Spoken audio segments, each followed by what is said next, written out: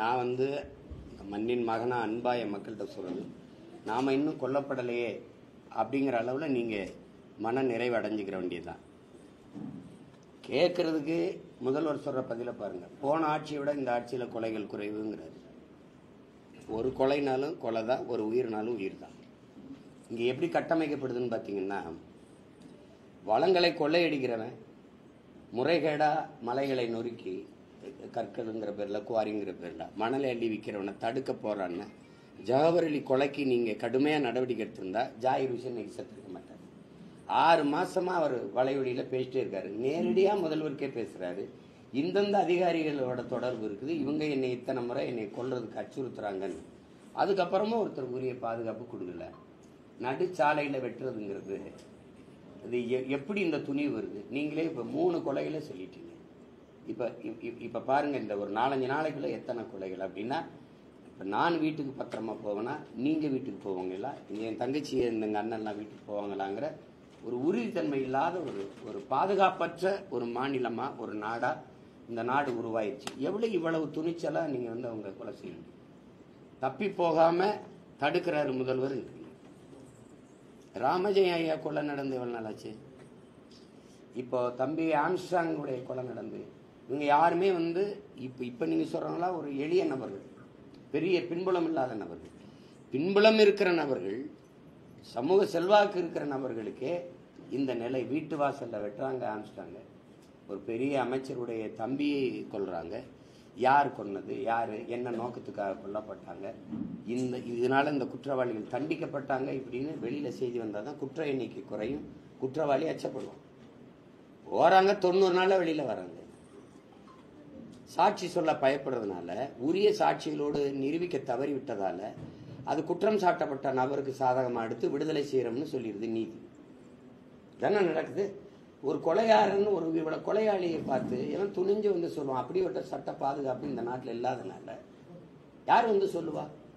ஒரு மனைவி குழந்தைக்கு முன்னாடியே வண்டிகளை வச்சு கணவனை நடுச்சாலையில் கொல்ற அளவுக்கு கோரமான ஒரு மாநிலம். நான் முன்னாடிலாம் இதை பீகாரில் தான் இப்படி நடக்கும்னு நான் கேள்விப்பட்டேன். ஆனால் இப்போ கண்ணு முன்னாடி நம்ம மாநிலமும் இந்த அளவுக்கு ஆயிடுச்சு. இப்போ யாருக்கும் இல்லை, பள்ளிக்கூடத்துக்கு பிள்ளைகளை நம்பிக்கையோட அனுப்ப முடியாது, கல்லூரிக்கு அனுப்ப முடியாது, தொடர் வண்டியில் அனுப்ப முடியாது, பேருந்தில் போக முடியாது. நடந்து போனா கொள்றான்னா, வாகனத்தில் போனாலும் மறிச்சு கொள்றாங்க. போலீஸை தீ வச்சு கொடுத்துனாங்களா இல்லையா? அவர் பேர் என்ன, அந்த காலர்கள் நம்ம போலீஸை தீ வச்சுக்கு கரிய உடலோடு எடுக்கிறாங்க. பல்லடத்தில் வீட்டுக்குள்ள 2 பேரை வெட்டி கொண்டாங்கல்ல, அது யார் அந்த குற்றவாளி?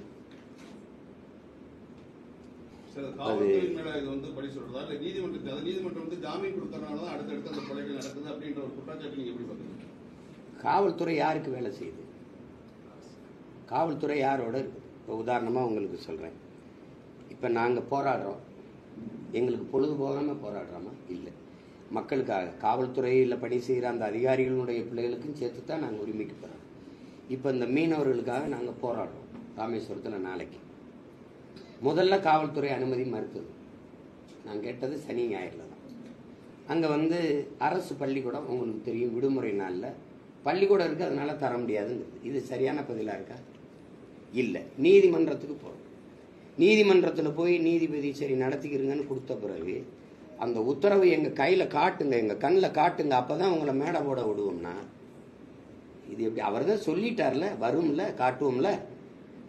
ஆனால் எவ்வளவு நெருக்கடி தருதுன்னு பாருங்க. இந்த போராட்டம் எது? எங்கள் தன் தேவைக்காக, எங்கள் லாபத்துக்காக, எங்கள் தேவைக்காக போராடுறது போல தடுக்குது. ஆனால் அதே இது திமுகவுடைய ஒன்றிய செயலாளர் மகளுக்கு வந்து சடங்குக்கு பூப்புனித நீராட்டு விழாவுக்கு 2 நாளைக்கு முன்னாடி கொடி கட்டுறாரு, அவ்வளவு விளக்குகளை போடுறாரு. அதுக்கு எந்த விசாரணையும் இல்லை, எந்த தடையும் இல்லை, எந்த அனுமதி மறுப்பும் இல்லை. அப்ப யாருக்கு வேலை செய்றீங்கன்றதுல நீங்க யாருக்கு வேலை செய்றீங்க? ஒரு கட்சியை காப்பாற்ற கடற்கரை சாலையில திமுக கொடியை கட்டிக்கிட்டு வர்ற ஒரு வாகனம் முன்னாடி போன பெண்களை மறித்து தொந்தரவு செய்யுது. அது வெளியில வந்துருச்சுன்னொடனே அவசர அவசரமா அந்த வண்டியில போன ஒரு பையனை எடுத்து காவல்துறை வண்டியிலே உட்கார வச்சு இது மாதிரி ஒரு காணொலி எடுத்து போடுவீங்க. நாங்கள் வந்து ஏடிஎம்கே, ஆனால் இந்த கொடியை கட்டினா எங்களுக்கு சுங்கச்சாவடி எல்லாம் மறிக்க மாட்டாங்க. அங்கேயே உன்னுடைய ஃப்ராடுத்தனம் ஆரம்பிக்கும். அப்போ இந்த கொடியை கட்டினா திருடலாம், கொலை பண்ணலாம், பாதுகாப்பு இருக்கு அப்படின்னா எப்படி எப்படி இருக்கு பாருங்க. உடனே அவரை எடுத்து இந்த எங்களுக்கு இதுல இல்லை, நாங்கள் அந்த அதில் நாங்கள் தெரியாம இதுக்காக தான் கொடியை கட்டணும்னு சொல்ல வைக்கிறேன். நீங்க ஏன் இந்த குற்றவாளிகளை வாக்குமூலத்தை எடுத்து வெளியிடுறது இல்லை? ஆம்ஸ்ட்ராங் கொலையில கைதிகளை தினம் நீதிமன்றத்தில் ஏற்றி இறக்குறீங்களா? கொண்டு அவர் இதை சொன்னார், இந்த காரணத்துக்காக கொண்டாங்கிறாருன்னு ஏன் எங்களுக்கு சொல்ல மாட்டேங்கிறீங்க? சொல்றாரு முதல்வர் எடுக்கிற நடவடிக்கைனால எல்லாமே வட மாநிலத்துக்கு குற்றவாளி பயந்து போடுறாங்க. அவ்வளோ கடுமையாக குற்றவாளி எந்த தைரியத்தில் வந்து கொலை செய்யறான்? எந்த தைரியத்தில் செய்யறான்? இதுக்கு முன்னாடி இருந்த ஆட்சியில் இப்படி நடந்ததா சொல்லுங்க? இப்படி நடந்ததா? அங்கொன்று இங்கொன்றுமா எப்பாவது சொல்லுங்க. கொன்னுறலாம், கொன்னுட்டு வேற மாநிலத்துக்கு ஓடிடலாங்கிற துணிவு அவனுக்கு எப்படி வருது? எப்படி வருது சொல்லுங்க? இவ்வளவு உளவு படை இருக்கு, இவ்வளவு ரகசிய கண்காணிப்பு படைகள் வச்சிருக்கிறீங்க, காவல்துறை வச்சிருக்கிறீங்க, இவ்வளவு பெரிய கட்டமைப்பு, இது எப்படி அவன் தப்பிச்சு போயிடறான்னு சொல்றீங்க? ஏன் சாராய கடை திறந்து வச்சுங்க, வேற மாநிலத்தில் போய் குடிச்சிருவான்றீங்க. இது ஒரு காரணமா? இது ஒரு காரணமா சொல்லுங்க? காமராஜர் காலத்துல சாராய கடை இல்ல, அண்ணா காலத்துல இல்ல, பக்தவச்சலம் காலத்துல இல்ல, ராஜாஜி காலத்துல இல்ல, ஓமந்தூர் ராமசாமி ரெட்டியார் தாத்தா காலத்துல இல்ல, குமாரசாமி ராஜா காலத்துல இல்ல, சுப்பராயன் காலத்துல இல்ல.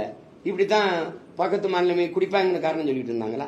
சரி, 6 வயசு பிள்ளைய வன்முணர்வு செஞ்சு கொலை பண்ணி போறான், மனநோய் பாதிக்கப்பட்ட மனநலம் பாதிக்கப்பட்ட பெண்ணை கற்பழிச்சு போறான், அதனால விபச்சார விடுதியை திறந்து விட்டுருவோமா சொல்லுங்க? அது ரொம்ப பண்றாங்க, 60 வயசு அம்மால இருந்து எல்லாரையும் பண்ணிடுறான், அதுக்காக விபச்சார விடுதியை திறந்து விடுவீங்களா? பக்கத்து மாநிலத்துவே குடிக்கிறாங்கிறதுக்காக நீ சாராய கடை திறந்து விடுறேன்றியே, இது எப்படி? வேற ஆளை கூலிக்கு வச்சு கொலை பண்றான், அதனால நம்மளே கொலை பண்ணிடுவோம் அப்படின்னு முடிவு பெறுவீங்களா? இது எப்படிப்பட்ட அணுகுமுறை? எப்படிப்பட்ட இதை எப்படி ஏற்கிறதுன்னு கீழ் கோர்ட்ல வந்து தண்டனை கொடுத்தா மேல் கோர்ட்ல விடுதலை பண்றாங்க, அது மேல் கோர்ட்ல வந்து விடுதலை கொடுத்தா கீழ் கோர்ட்ல தண்டனை கொடுக்குறாங்க. இது ஒரு முரண்பாடான ஒரு செயலா பாக்குறீங்க? நீ எனக்கிட்டே பேசுறதா வேடிக்கை. பல முறை நான் எடுத்து பேசிக்கிறேன். ஒரு வழக்கில் 3 தீர்ப்பு இருக்கு. கீழே மேல விடுதலை செய்யும், உயர் நீதிமன்றம் தண்டிக்கும், உச்ச நீதிமன்றம் விடுதலை செய்யும். உயர் நீதிமன்றம் விடுதலை செஞ்சா உச்ச நீதிமன்றம் தண்டிக்கும். அப்போ ஒரு வழக்கு 3 நீதி இருக்கு ஒரு நாட்டில். இப்ப எல்லாமே அதிகாரத்திற்கு, இப்போ தன்னாட்சி அதிகாரம் பெற்ற அமைப்புகள்னு நம்ம பேசுறோம். இந்த நீதிமன்றம், தேர்தல் ஆணையம், வருமான வரித்துறை, அமலாக்கத்துறை, இதெல்லாம் இருக்குல்ல, இந்த புலனாய்வுத்துறை, 5 தன்னாட்சி அதிகாரம் பெற்ற அமைப்பு. இது ஆட்சியாளர்களுடைய 5 விரல்களா இயங்குது. நீட்டுனா நீட்டும், மடக்குனா மடக்கும். நான் சொன்னா உங்க வீட்டில் ரைடு வரும், இவன் நடவடிக்கை எடுனா எடுக்கும். இப்போ 1000 கோடி டாஸ்மார்க்ல ஊழல், 150 கோடிக்கு அரவிந்த் கெஜ்ரிவாலை கைது செஞ்ச அதிகாரம், அதே அதிகாரம் தான் இப்ப இருக்குது. ஏன் இந்த 1000 கோடிக்கு எந்த நடவடிக்கை எடுக்கல? அது போராடிக்கிட்டு இருக்கு. அதுவே தவறு அப்படிங்கிற ஒரு கருத்து வந்து இடி வந்து வேணும்னே பழிவாங்கும் நோக்கத்தோட தான் வந்து இந்த ரைடை பண்றாங்க அப்படிங்கிற ஒரு குற்றச்சாட்டு வந்து இடி மேல வந்து கோர்ட்டும் அதை வந்து உறுதிப்படுத்து. கோர்ட் உறுதிப்படுத்திருக்கா? ஆமா, அது அந்த விசாரணை பண்ணக்கூடாது அப்படிங்கிற ஒரு இதை கொடுத்துருக்காங்க. அதிகாரிகள் மீது நடவடிக்கை எடுக்க தடை. எந்த அதிகாரிகள் மேல? தமிழ்நாடு அரசாங்க அதிகாரிகள் மீது நடவடிக்கை எடுக்க கோர்ட் தடை. அது எவிடன்ஸ் ப்ரொடியூஸ் பண்ண சொல்லிருக்காங்க. தெரியல, முழுமை அடையாத ஒரு சம்பவமா இருக்கு. அதுக்குள்ள நீங்க எப்படி இவ்வளவு நீங்க விவரமா போவீங்க?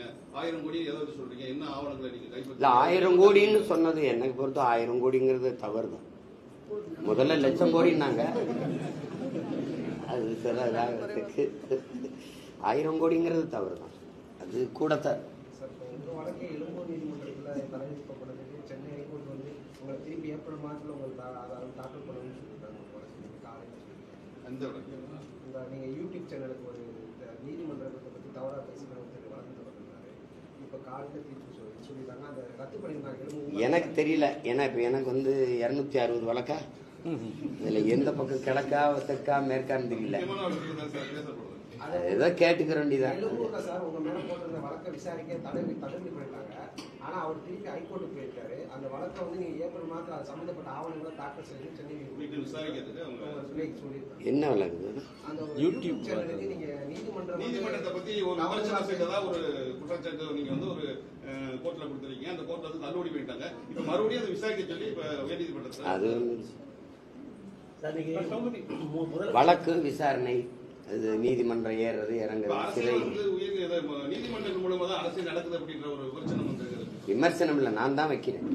இப்போ நம்ம உதாரணமா ஒன்று சொல்லுவோம். இப்போ நீட்டு தேர்வு எழுதணுமா வேணாமா, யார் முடிவு எடுக்கணும்? சட்டமன்றம், பாராளுமன்றம். ஆனால் வழக்கு நீதிமன்றத்துக்கு போகுது, நீதிபதி எழுதலான்னு. இப்போ காவிரியில எனக்கு தண்ணி தரணும், இது யார் முடிவு செய்யறது? எல்லாமே நீதிமன்றத்தின் மூலமா தான். கச்சத்தீவு மீட்பு கொடுத்தது தான். 2 கட்சி, காங்கிரஸோ பாரதிய ஜனதாவோ ஒரே பதில சொல்லும், அதோட தூக்கி போட்டுரும். முடிவு எடுக்கிறது யாரு? நீதிமன்றம். இப்ப எது ஒன்றும் சொல்லுங்க, எது ஒன்று, எந்த வழக்கு ஒன்றும் சொல்லுங்க, எந்த மக்கள் பிரச்சனையும் கடைசியா நீதிமன்றத்துக்கு தள்ளி விட்டுருவாங்க. தள்ளி விடும்போது நீதிமன்றம் கூடும் கூடாதுன்னு சொல்லி விட்டுரும். அப்போ நாட்டை ஆள்றது நீதிமன்றமா, சட்டமன்றம், பாராளுமன்றம்? இந்த கேள்வி எழுதா இல்லாது. இது ஒரு இதுக்கு வச்சுக்கோங்க. நீட்டு தேர்வு பாதிக்கப்படுறாங்க மக்கள், நல்லா தெரியுது. எளிய மக்கள், சிற்றூர்கள் இருக்கிற அடித்தட்டு பிள்ளைகள் வந்து இந்த மருத்துவம் படிக்கிற கல்வி கனவாயிடுச்சு. அது எல்லாருக்கும் தெரியுது, எல்லாருக்கும் தெரியுது. அப்ப அதை வந்து நீங்க வந்து மக்கள் நலன் சார்ந்து கட்டமைக்கப்பட்ட அதிகாரம் சட்டமன்றம், பாராளுமன்றத்தில் விவாதிச்சு ஒரு நல்ல முடிவு எடுக்கணுமே ஒழிய அதை நீதிமன்றத்துக்கு சாட்டி விட்டுறது, தள்ளி விட்டுறது. அது இவர் என்ன நினைக்கிறாங்களோ அதை நீதிபதிகள் வாயால சொல்ல விட்டுறது. சொல்ல விடும்போது நீதிமன்றம் தீர்ப்பு வந்துருச்சு, சட்டத்தை மதியுங்கள். அதுதானே நீங்க சொல்றீங்க, இதுதானே நீண்ட காலமா நடந்துருக்கு. அப்போ இங்க சட்டமன்ற, பாராளுமன்ற ஜனநாயகம், இந்த மக்களாட்சி என்பது வெற்று வார்த்தையாகி நீதிமன்ற ஆட்சி தான் நடக்குது. இப்போ உதாரணமா மக்களுக்கு இந்த டாஸ்மார்க்கு டாஸ்மார்க்கை மூடணும், மதுவை மூடணும், மதுக்கடையிலே மூடணும்னு பொதுநல வழக்கு சென்னை உயர்நீதிமன்றத்துக்கு போகுது. அதுல அந்த நீதிமன்றம் கொடுக்கிற தீர்ப்பு, அரசின் கொள்கை முடிவுல நாங்க தலையிட முடியாது. அரசு ஒரு கொள்கை முடிவு எடுக்குது, நீட்ல இருந்து எங்களுக்கு விலக்கு வேணும், அரசு கொள்கை முடிவு எடுக்குது, அந்த வழக்கை அரசே தொடுக்குது. அது பொதுநல வழக்கு, எது டாஸ்மார்க் மூட சொல்லுது. இது அரசின் வழக்கு, அதுக்கு நீதிமன்றம் என்ன சொல்லுது? இல்ல நீ நீட்டை எழுதணும்ங்குது. இப்ப பொதுவா பாக்குற நமக்கு குடிக்கிறதுல விளக்கு வேணும்னா அரசின் கொள்கை முடிவுல தலையிட முடியாதுன்னு சொல்ற நீதி, பிள்ளைகள் படிக்கிறதுல நீ தலையிட்டதை நிறுத்தினா இல்ல அரசின் அதை வந்து நீ எழுதுங்குது, அரசின் கொள்கை முடிவுக்கு எதிராக இருக்குது. இப்ப இந்த நீதிமன்றத்தையும் இந்த தீர்ப்பையும் பொதுவான ஒரு மனிதனா நீங்க எப்படி பார்ப்பீங்க? அண்ணாமலை பொறுத்தளவு நாட்டுடைய பாதுகாக்கக்கூடிய நீங்க ஒரு பேட்டியில சொன்னது மாதிரி நாட்டுடைய பாதுகாக்கக்கூடிய ஒரு கட்சியினுடைய சார்பாகவே ஒரு போராட்டமோ ஆர்ப்பாட்டம் நடந்துட்டு இருக்குது. அண்ணாமலையை பொறுத்தளவு காவல்துறையை நான் தூங்க விட மாட்டேன் அப்படின்னு ஒரு வார்த்தையை வந்து ஒரு பேட்டியில சொல்லியிருக்காரு. இது அரசியல் சாசனத்துக்கு முரண்பட்ட பேச்சா நீங்க பாக்குறீங்களா? அது இல்ல, காவல்துறை வந்து ஒரு தம்பிகிட்ட நம்ம கேட்கறது, கெஜ்ரிவாலுக்கு எதிராக இந்த மது வழக்கில் வரும்போது நீங்க போராடினீங்களா? இல்ல, நடவடிக்கை எடுத்தீங்க. அங்க தெலுங்கானால ஐயா சந்திரசேகர மகள் இதே மாதிரி குற்றச்சாட்டு வரும்போது நீங்க போராடினீங்களா? நடவடிக்கை எடுத்தீங்களா? நடவடிக்கை எடுத்தீங்க. இங்க ஏன் நீங்க போராடிட்டு இருக்கீங்க? நடவடிக்கை எடுக்காம. அதிகாரமற்ற பிள்ளைகள் நாங்க போராடுறது சரி, நடவடிக்கை எடுக்க வேண்டிய உயரத்தில் இருக்கு. நீங்களும் இந்த போராடிட்டு இருக்கிறது அது ஏற்புடையதில்லை. இப்ப இந்த டாஸ்மார்க் ஊழல்ல நீங்க 1000 கோடி சரி, கழிவறை சுத்தம் பண்றதுல 430 கோடி ஊழல் இருக்கா இல்லையா? அதுவும் போய் குற்றச்சாட்டா? எப்படி சொல்லுங்க, அதுவும் போய் குற்றச்சாட்டு. சரி, அதை விட மக்களுக்கு கொடுக்கறதுக்கு நியாய விலை கடையில், அதாவது ரேஷன் கடையில் ஏற்றி இறக்குனதுல அரிசியை ஏற்றி இறக்குனதுல 950 கோடி இழப்பு, 1000 கோடி கிட்ட இழப்புன்றீங்க. இந்த கை கிட்ட அள்ளி ஏற்றி இறக்குனீங்களா இல்ல மூடையில கட்டி தானே ஏற்றி இறக்குனீங்க? அதுல சும்மா ஒரு 20,000 30,000 ஒரு 5 லட்சம் 10 லட்சத்துக்கு இழப்பு வந்துருச்சு அப்படின்னா கூட மனசாரி. 1000 கோடிக்கு நீ அரிசியை ஏற்றி இறக்குனதுல அது சிந்திருச்சு அப்படின்னா இது எந்த மாதிரி நீங்க எடுத்துக்கிறீங்க? இதெல்லாம் யாருமே நீங்க பேச மாட்டீங்களே. விஜய் கட்சி ஆரம்பிக்கும் போது நீங்க வரவேற்றீங்க, முதல்ல வந்து நீங்க வரவேற்றீங்க, அதுக்கப்புறம் நீங்க ஒரு எதிர்ப்பு குரல் கொடுத்தீங்க. உங்களுடைய நிலைப்பாடு விஜய் கட்சிக்கு வந்தது உங்களுக்கு வந்து விருப்பமா இல்ல வந்து தாண்டி உங்களுக்கு விஜய் மேல எதுவும் இல்ல? அது கொள்கை முரண் தான். அவர் தம்பி அவர் ஒரு கொள்கை எடுத்து சொல்றாரு, அந்த கொள்கையை எதிர்க்க வேண்டிய தேவையா இருக்கு, எதிர்க்கிறோம். அதுல திராவிடமும் தமிழ் தேசியம் ஒண்ணுங்கிறது வந்து அது எப்படி ஏற்கிறீங்க? நீங்க ஏற்கிறீங்களா? திராவிடத்துக்கு எதிராக தான் தமிழ் தேசியமே. திராவிடம் வந்து என் மொழியை வந்து வச்சுக்கிட்டு பிழைக்கும், அதை அழிக்கும். தமிழ்னு பேசி அழிக்கும். நாங்கள் எங்கள் மொழியை காக்க போராடுவோம். அது ஒப்புக்கு அழுகும். நாங்கள் உளமாற அழுவோம். கச்சத்தீவை எடுத்துக்கிட்டு போகும் இந்தியம். எடுக்கும்போது கைகட்டி வேடிக்கை பார்க்கும் பதவிக்காக திராவிடம். அதை மீட்டே ஆகணும். அது எங்கள் வாழ்வுரிமை, எங்கள் பிறப்புரிமைன்னு போராடும் தமிழ் தேசியம். ரெண்டுக்கு நிறைய தூரம் இருக்குது. உங்களுக்கு விளங்குதுன்னு நினைக்கிறேன். அவங்களுக்கு ஈழம் ஒரு பிரச்சனை, மீனவர் படுகொலை ஒரு பிரச்சனை. எங்களுக்கு பிரச்சனை இல்லை. அது எங்களுக்கு வாழ்வுரிமை, அது எங்கள் கனவு. அது ஒவ்வொன்றையும் நீங்கள் பட்டியலிட்டு அது பெரிய மேடை பேச்சு போல போயிடும். அதனால அது தம்பி வந்து அது திராவிடமும் தமிழ் தேசியமும் ஒன்று சொல்லக்கூடாது. நேற்று சட்டசபையில் 2 நிகழ்வு நடந்திருக்கு. ஒன்று வந்து பன்னீர்செல்வத்துக்கு ஒரு கேப் விட்டு வந்து செங்கோட்டையன் உட்காந்துருக்காரு, ஒரு கேப் சும்மா கிடக்குது. அதே போல வந்து வேல்முருகன் வந்து சபாநாயகரை அபகரிச்சுட்டு பார்த்தான்னு சொல்லிட்டு ஒரு குற்றச்சாட்டு வந்திருக்கு. இந்த 2 நிகழ்வு நீங்க எப்படி பாக்குறீங்க? சட்டசபையில் நடந்த இந்த நிகழ்வு நீங்க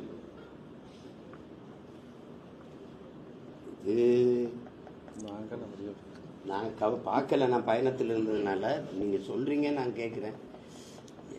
இப்போ வந்து சட்டசபையில் தமிழர்னு பேசினாலும் அந்த அவை குறிப்பிலிருந்து நீக்கணுன்றாங்க. அது உரிமைன்னு பேசினாலும் நீக்கிறாங்கன்னா இது தமிழ்நாடு அரசு தானா, தமிழர்களுக்கான அவை தானாங்கிற சந்தேகம் வருதா இல்லையா? அதில் இது மதிப்புமிக்க தலைவர்களை ஏன் அப்படி பிரித்து வைக்கணும்னு தெரியல. அவங்க ரெண்டும் ஒரே கட்சியில் இருந்தவங்க தான். அது என்னன்னு தெரியல. அது தனியாக அழைச்சி பேசினா தான் தெரியும் என்ன பிரச்சனைன்னு.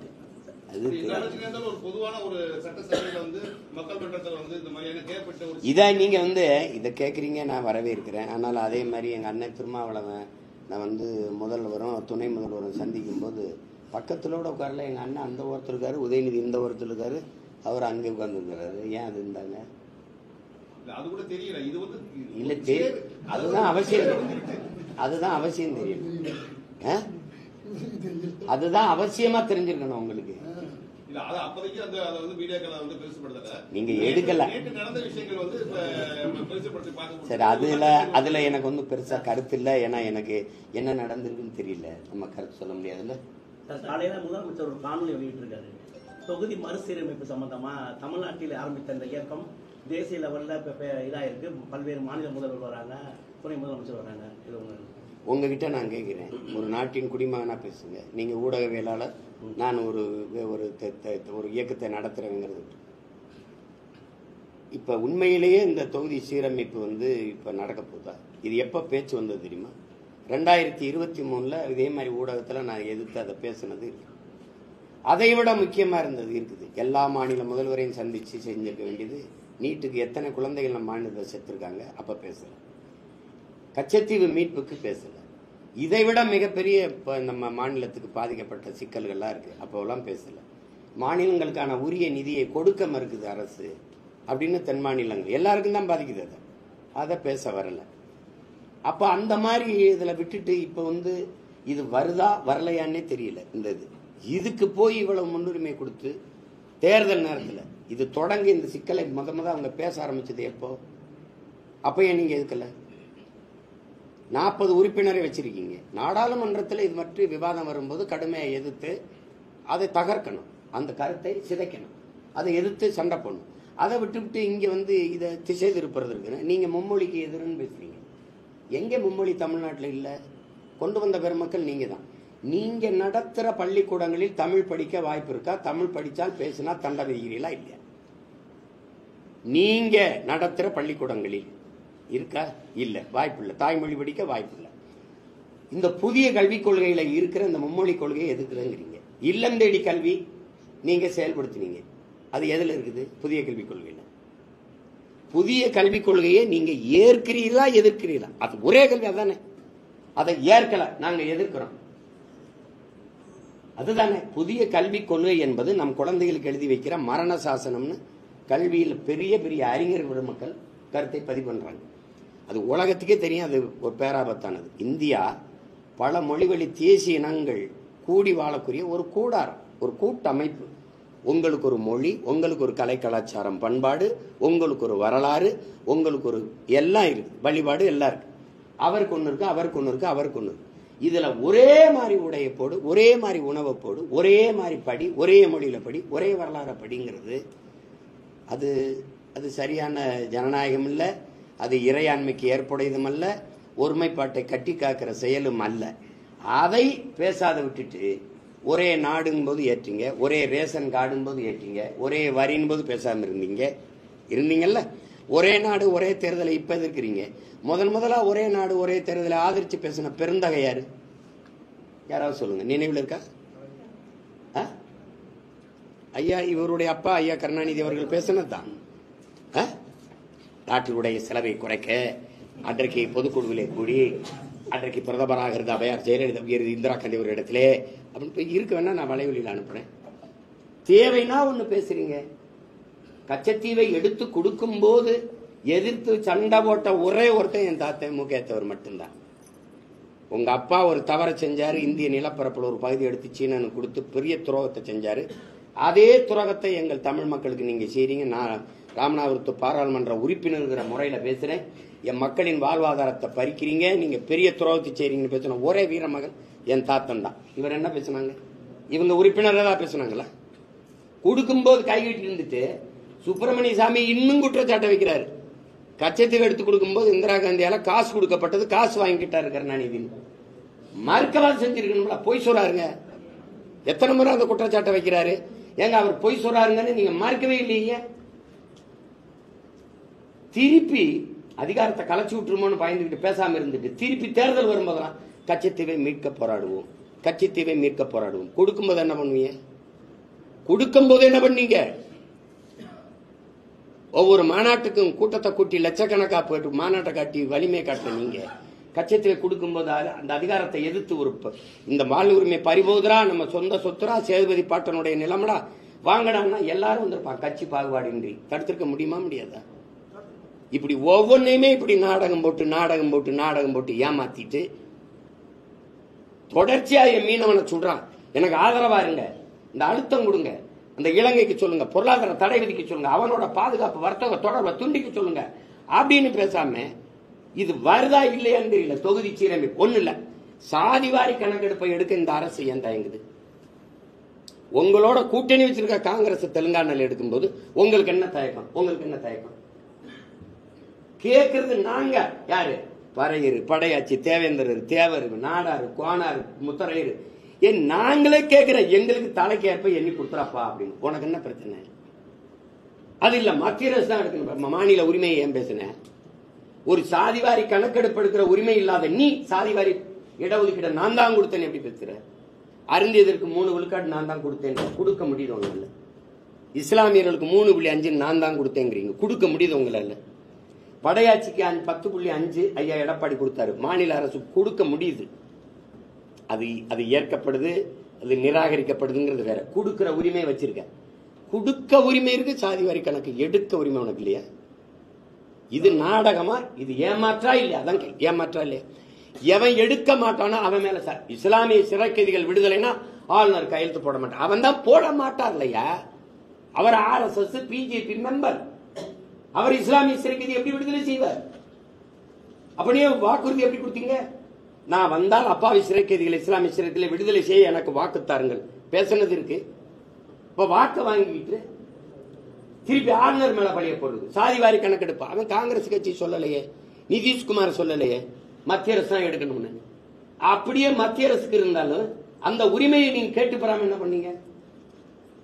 வீடு வீடுக்கு இந்த வீட்டுல இத்தனை ஓட்டுருக்கு, இந்த வீட்டுல இத்தனை ஓட்டுருக்கு, நீ எண்ணிக்கை நோட்டை கொடு, காசை கொடுக்க முடியல உன்னால. இந்த வீட்டுல இந்த குடி லெவல், கோனார் லெவல் இருக்கான், முத்தரை லெவல் இருக்கான், பிள்ளை லெவல் இருக்கான், முதலியார் லெவல் இருக்கான், இதை எடுக்க முடியாதா அவங்களால? வண்ணார்ல இவ்வளவு, குயவர்ல இவ்வளவு, இதை எடுக்க முடியாதா? மீனவர்ல இவ்வளவு பேர் இருக்காங்க, எண்ணி குடிவாரி கொடுத்து விடு. என்ன பிரச்சனை அதுல? 2026 நாம் தமிழர் கட்சி மக்களுக்கு கூடிய வாக்குறுதிகள் ஒன்னா ரெண்டா? முக்கியமானது, எல்லாமே முக்கியமானது. என் மக்கள் அனுபவிக்கிற ஒவ்வொரு பிரச்சனையும் எங்களுக்கு முக்கியமானது தான். இது இந்த ஒட்டு முழுதான் இந்த கொடுமையான ஆட்சி முறையை ஒழித்து தீய ஆட்சி முறையை ஒழித்து தூய ஆட்சி முறையை மலரச் செய்வதான் எங்களுடைய கடமை. அதுக்குத்தான் ஒண்ணுன்னா இதை நான் வந்தால் மதுவை ஒழிப்பேன், அது ஒண்ணு தானே. அதுதான் வந்தா ஒழிஞ்சிருமே, நாங்க வந்தா ஒழிச்சிருவோம். ஊழல் லஞ்சத்தை ஒழிப்பேன், அது ஊழல் லஞ்சம் இங்க ஒரு பிரச்சனையே கிடையாது, அது நிர்வாக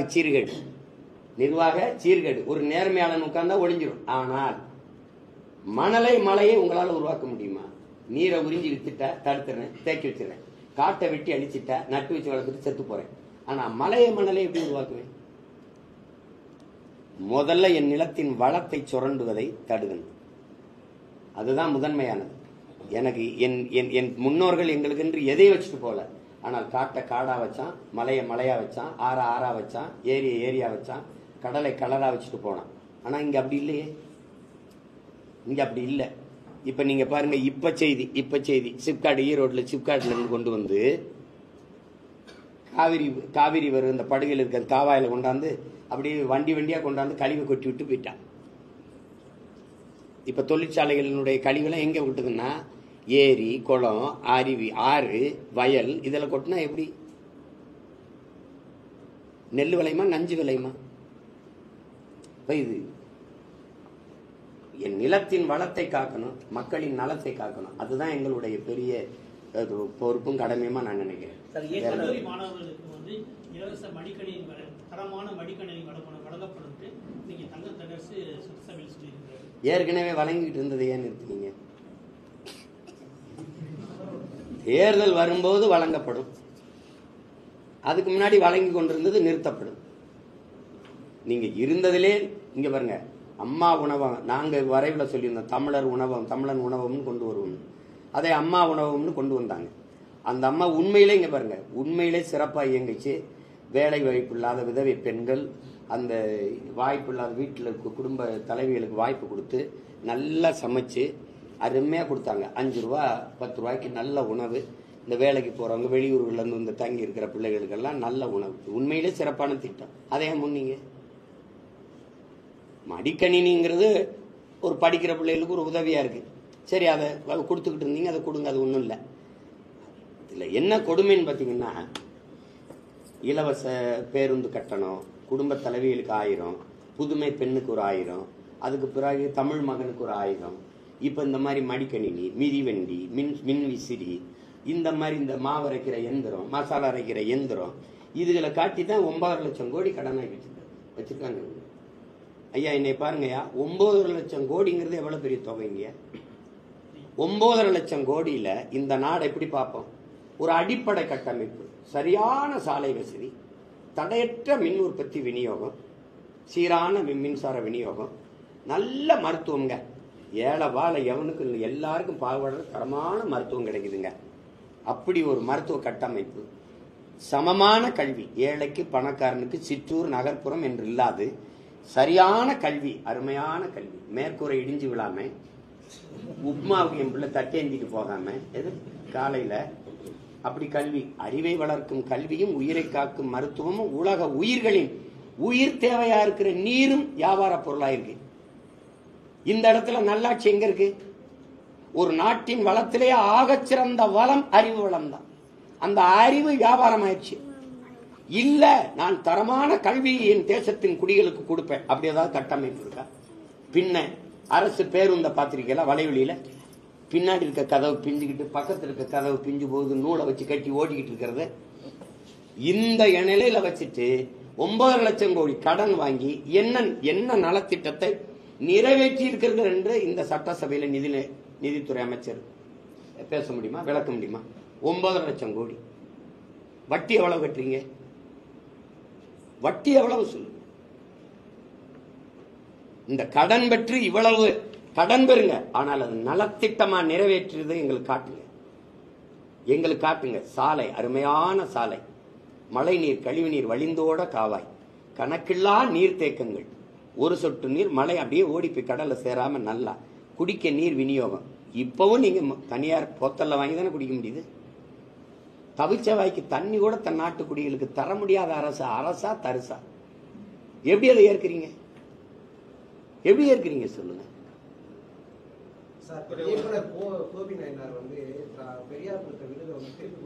பெரியார் இல்ல, பெரியார் இயக்கம்,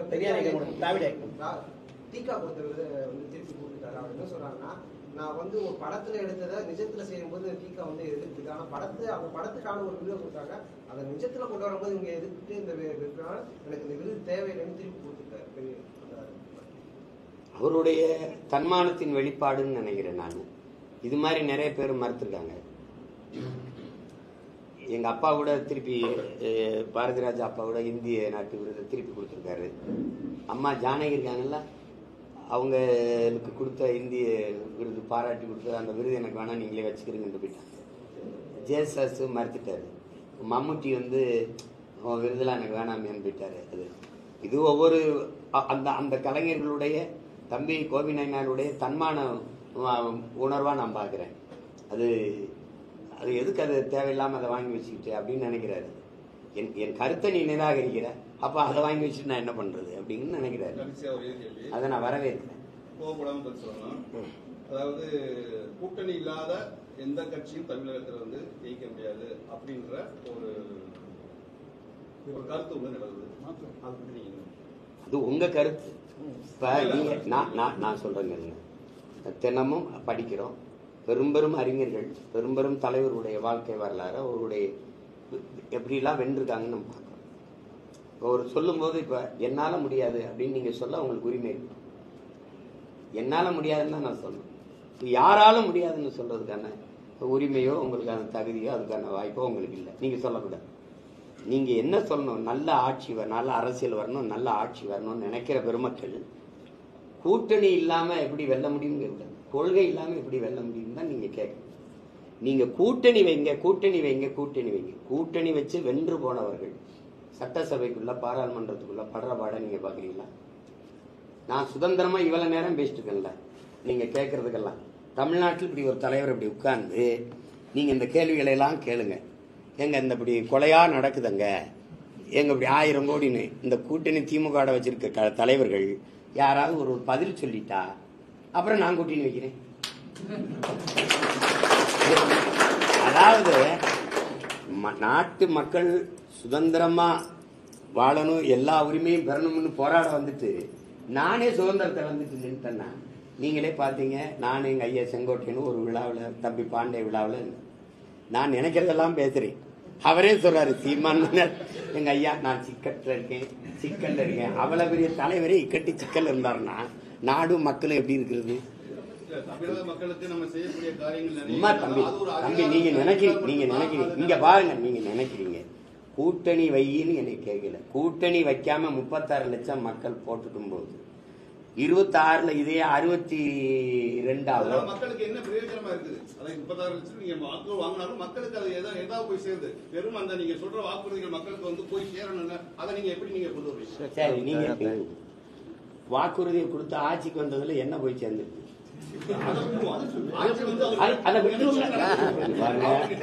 தம்பி நீங்க கேள்வி கேட்டு பதில் நான் கேட்க. அதிகாரத்துக்கு நீங்க வாக்குறுதியில கொடுத்து தானே வந்தீங்க. வந்து என்ன கொடுத்துருக்கீங்க?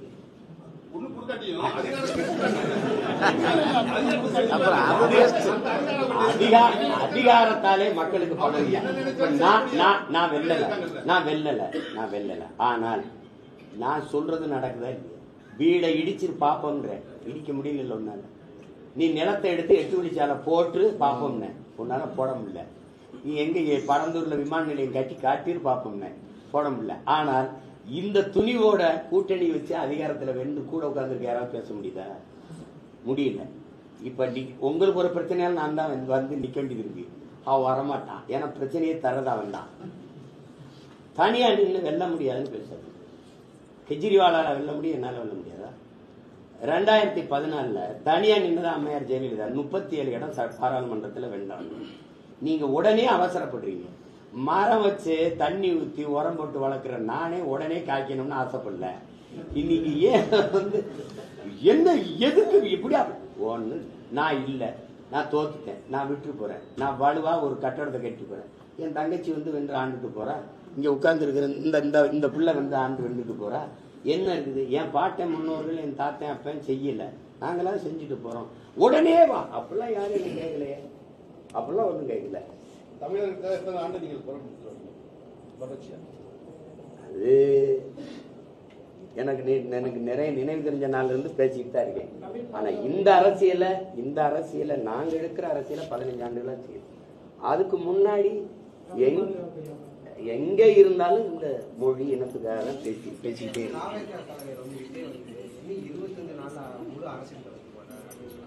இது பார்க்கும்போது ஒரு கவர்மெண்ட் எக்ஸாம் கால்குலேட் பண்ணிட்டு ஒரு வருஷத்துல பாஸ் ஆகிற பசங்க படிப்பாங்க. இது ஒரு வெளியூர்ல இருந்து பிரசாந்த் கிஷோர் வந்திருக்காரு, இந்த ஆதவர்ஜனா போயிருக்காரு. இது வந்து பார்க்கும்போது ஒரு கட்டமைப்புன்ற ஒரு அமைப்பு ப்ராஜெக்ட் மாதிரியே தெரியுது. இன்னும் மக்கள்கிட்ட பேசிட்டு இருக்காங்க. இது மாதிரி ஒரு அமைப்பை வச்சு மக்களை வச்சு ஜெயிக்க முடியும்னு நீங்க நினைக்கிறீங்களா? இல்ல, அரசியல்ல 2 விதம் இருக்கு, 2 இருக்கு. தேர்தல் அரசியல், மக்கள் அரசியல், சேவை அரசியல், செயல் அரசியல், செய்தி அரசியல். இப்ப இந்த அதிகாரங்கள் இருக்கிற கட்சி ஆட்சிகள் எல்லாம் செய்தி அரசியல் தான் செய்யும். சேவை அரசியல், செயல் அரசியலை பற்றி கவலைப்படாது. தேர்தல் அரசியலை தான் அது குறிவைக்கும். மக்கள் அரசியலை கவலைப்படுறவன் தேர்தல் வரும்போது தான் தேர்தலை சிந்திப்பான், மற்றபடி மக்களை பற்றி தான் சிந்திப்பான். மக்கள் அரசியலை செஞ்சிருந்தால் தமிழக முதல்வர் சட்டசபையில பேசுறார், 1,00,000 போராட்டங்களுக்கு 3 ஆண்டுகள்ல நாங்க அனுமதி கொடுத்திருக்கோம். அப்போ 1,00,000 போராட்டங்கள், 1,00,000 பிரச்சனைகள் மக்கள் மீது திணிக்கப்பட்டிருக்கு, அதை ஏற்கணும். அப்போ 1,00,000 பிரச்சனைகளை கொடுத்திருக்கீங்களா? பிரச்சனைகளை கொடுத்ததை பேசாம போராட அனுமதி கொடுத்ததை பெருமையா பேசுற ஒரு அரசை நீங்க எப்படி பார்ப்பீங்க? இது தேர்தல் அரசியலை கவனம் பண்றதுனால வருது. மக்கள் அரசியலை கவனம் பண்ணிருந்தீங்கன்னா மக்களுக்கு என்ன பிரச்சனை? குடிநீர் கிடைக்கல, என்ன பிரச்சனை? பகுதி நேர ஆசிரியர் நிரந்தர பணிக்கு போராடுறான், அதை எப்படி தீர்க்கிறது? போக்குவரத்து தொழிலாளி பழைய ஓய்வூதியம் கேட்கிறான், அதை எப்படி பாக்குறது?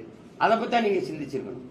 ஆனா அதை நீங்க விவசாயி எங்களுக்கு விளைவிக்கிற பொருளை கொள்முதல் செய்யணும், உரிய விலையை கொடுக்கணும். உரிய விலை நீ கொடுக்கிற விலையை எடுத்துக்கூட, அடக்க விலையை கொடு, அக விலையை கொடுன்னு கேட்கிறான்.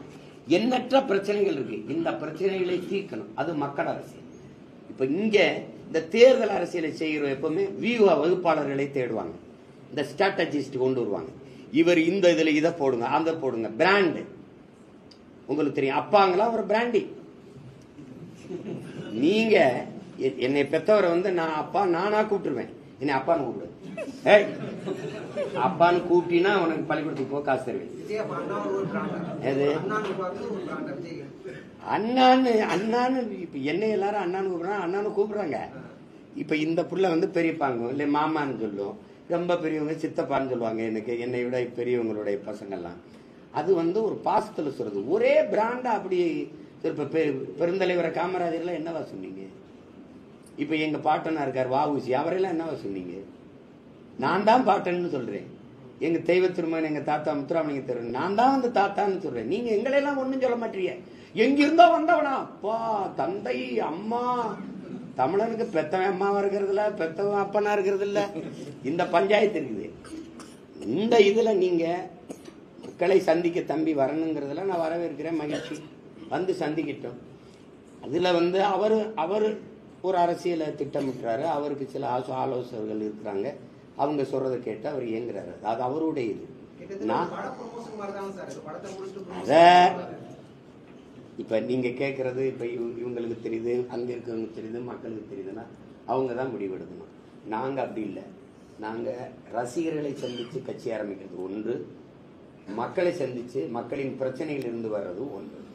நாங்க மக்களை சந்திச்சு மக்களின் பிரச்சனையில் இருந்து வர்றோம். ரசிகர்கள் எங்க அண்ணன் கமலஹாசனோ ஐயா விஜயகாந்தோ தம்பி விஜயோ ரசிகர்களை சந்திச்சு வராங்க. சீமான் ரசிகர்களை சந்திக்கிறார் அப்படின்னு நீங்க போடல, உங்களுக்கு புரியுதுன்னு நினைக்கிறேன். இப்ப அண்ணன் கமலஹாசன் அவர்கள் ரசிகர்களை சந்திக்கிறார், ஐயா விஜயகாந்த் தன் ரசிகர்களை சந்திக்கிறார் அப்படின்னு தம்பி விஜய்க்கும் போட்டீங்க, ரசிகர்களை சந்திக்கிறார். நான் அந்த அரசியல்களை போக விரும்பல. அது என் தம்பியுடைய சுதந்திரமான முடிவு. அவருடைய பாதை வேற, எங்களுடைய பாதை வேற. அது எடுபடுது படல, எடுபடுது படல, கவலைப்பட வேண்டியது அவரு. இப்ப நான் எனக்கு கவலைங்கிறது நாளைக்கு போராட்டம், அங்க போகணும், அந்த போராட்டம் வெற்றிகரமா நடக்கணும், பேரெளிச்சா நடக்கணும், அது அரசின் கவனத்துக்கு போகணும், தலையிட்டு மீனவர் பிரச்சனைக்கு ஒரு தீர்வு வரணும். அதான் என்னுடைய கவலை. எனக்கு கலந்தாய்வு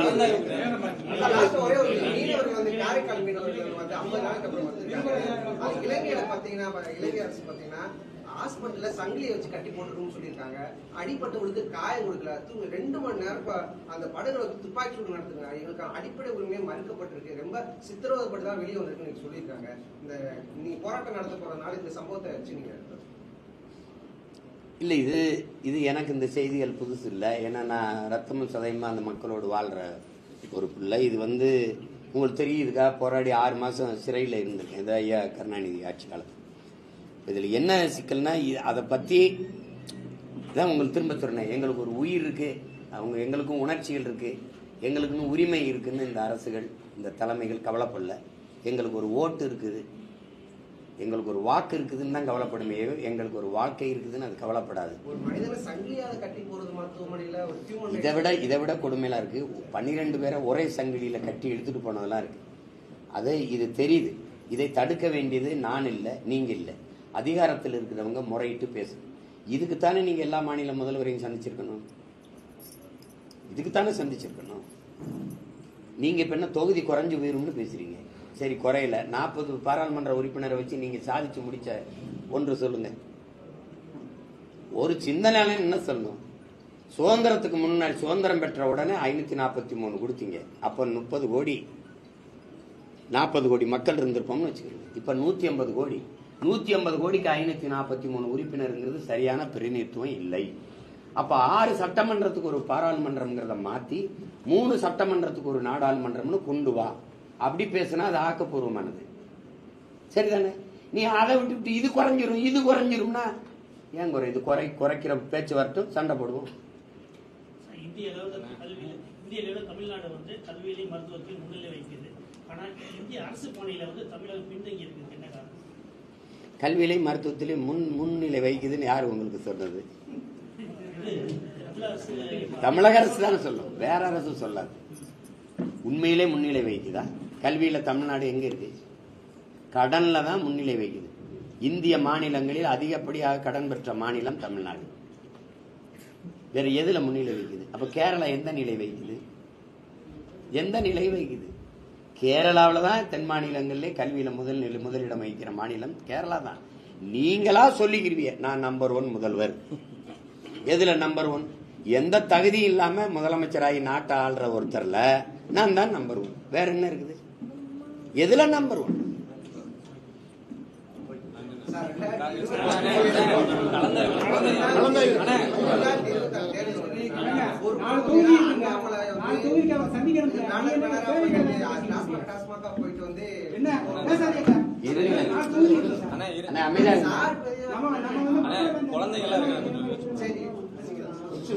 சொல்லு, கேள்வி. அரசியல் களம் வந்து பாத்தீங்கன்னா இப்ப வந்து டாஸ்மாக் போட்டோ முதல்வர் போட்டோ விட்டுறாங்க. அதை பாத்தீங்கன்னா இவருக்கு போட்டோ விட்டு ஒரு அநாகரிகமான பேச்சு இருக்கு. தாவைக்கள் வந்து அண்ணாமலை தற்கொலைன்றாங்க. இப்ப வந்து அரசியல் அடுத்த வருஷம் கூட வர தேர்தலுக்கு இப்ப சண்டை வந்துட்டு இருக்கு. ஆனா நீங்க 2024 தேர்தல் பிரச்சாரம் பண்ண போறீங்க. சீமானோட பிரச்சாரம் வேற மாதிரி இருக்கு. அப்ப நீங்க எந்த மாதிரி கையாளுங்க? எனக்கு இது இல்ல, மக்கள் எதிர்கொண்டு அவங்க அனுபவிச்சு கொண்டிருக்கிற துயரம், துன்பம், கஷ்டம், அதுக்கான விடிவு, அதை தேடி போற